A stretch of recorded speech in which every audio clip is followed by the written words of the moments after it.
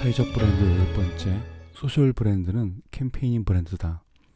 7장에서 사회적 기업을 세우기 전에 비제품으로 소셜 브랜드를 만들어야 한다고 말했습니다. 사회적 문제라는 제품을 가지고 비제품인 소셜 브랜드를 만들고 이것을 기본으로 사회적 기업을 시작하는 것입니다. 소셜은 동맹이라는 어원이라는 것도 설명했습니다. 오늘은 소셜 브랜드, 그러니까 동맹 브랜드의 정체성을 살펴보도록 하겠습니다. 동맹에는 목적이 있습니다. 어원의 의미를 사용할 때는 주로 연합전쟁과 상호보호였죠. 전쟁하기 위해서 동맹을 하거나 전쟁을 방어하기 위해서 동맹을 맺었습니다. 그래서 소셜 브랜드는 사회적 문제와 싸우기 위해서 동맹을 사람들이 맺는 것입니다. 동맹은 사회적 기업이 일방적으로 정하는 것이 아닙니다. 상대방의 승인으로 이루어지는 것이죠. 사회적 문제를 공동의 문제로 삼고 함께 동맹을 결성하여 싸우는 소셜 브랜드를 캠페이닝 브랜드라고 합니다. 캠페인의 어원은 평온이라는 뜻을 가진 라틴어 캠푸스에서 나왔습니다. 캠프나 캠퍼스도 캠푸스에서 나왔죠.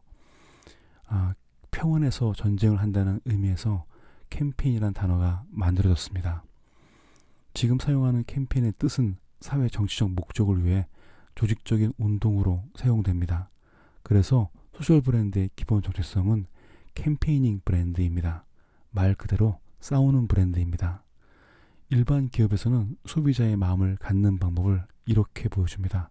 첫째, 제품을 만들고, 둘째는 제품이 주는 약속을 하고, 셋째는 약속의 기대를 뛰어넘어라입니다.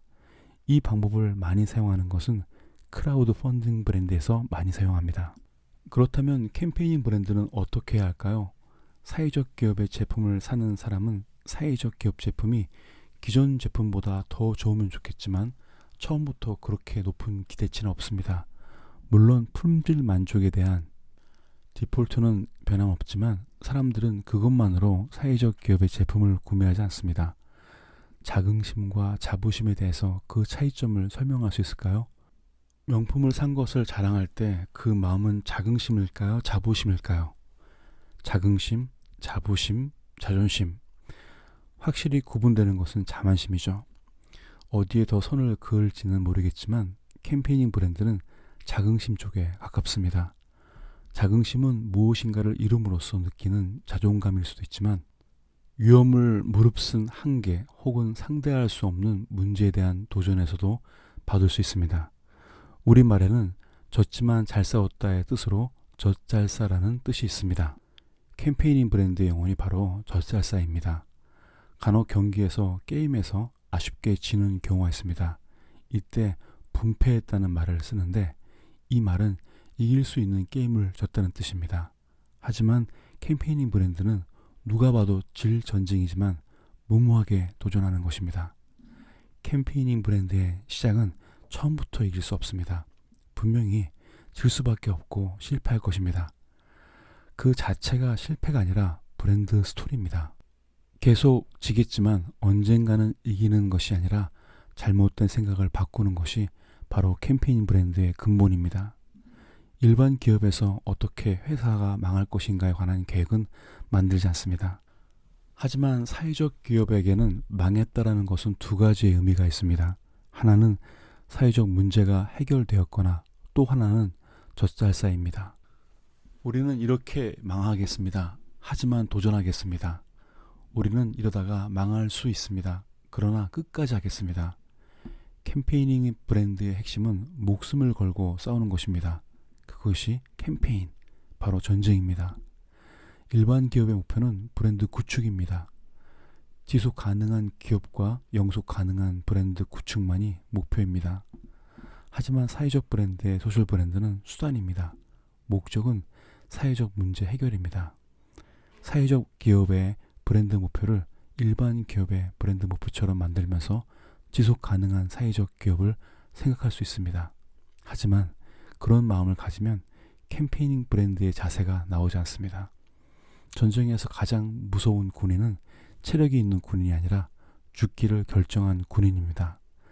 사회적 기업이 만든 소셜 브랜드가 진정한 캠페인 브랜드가 되기 위해서는 사회적 기업원, 구성원 및 사용자가 모두 군인이 되어야 합니다. 그렇다면 사회적 기업의 성과, 목적, 가치, 비기업의 목적은 무엇일까요? 사회적 문제 해결은 기본입니다. 사회적 기업의 소셜 브랜드, 캠페인 브랜드의 목적과 실체는 바로 사람입니다. 휴먼 브랜드입니다. 사회적 기업의 유산은 사회적 목적을 이루는 사람을 남기는 것이죠. 그것이 기업이 아니라 개인이 될 수 있습니다. 사회적 기업의 직원이 아니라 제품을 구매하는 소비자가 될 수 있죠. 사회적 문제와 목적을 공유함으로써 사람이 브랜드가 되는 것이 바로 사회적 기업의 브랜드 철학입니다. 성공도 동맹을 만들지만 실패도 끈끈한 공동체 의식을 만듭니다. 어떤 실패는 성공보다 값질 수 있습니다. 우리가 전달하는 것은 우리의 실패가 그 누군가의 도전이 되기 때문입니다. 그렇다고 사회적 기업을 세우고 실패해서 망하라는 뜻은 아닙니다. 실패의 시차가 있습니다. 제가 말하는 실패는 기업 경영을 하다가 실패하는 것이 아닙니다. 그것은 사회의 적이 되는 기업이 되는 것이죠.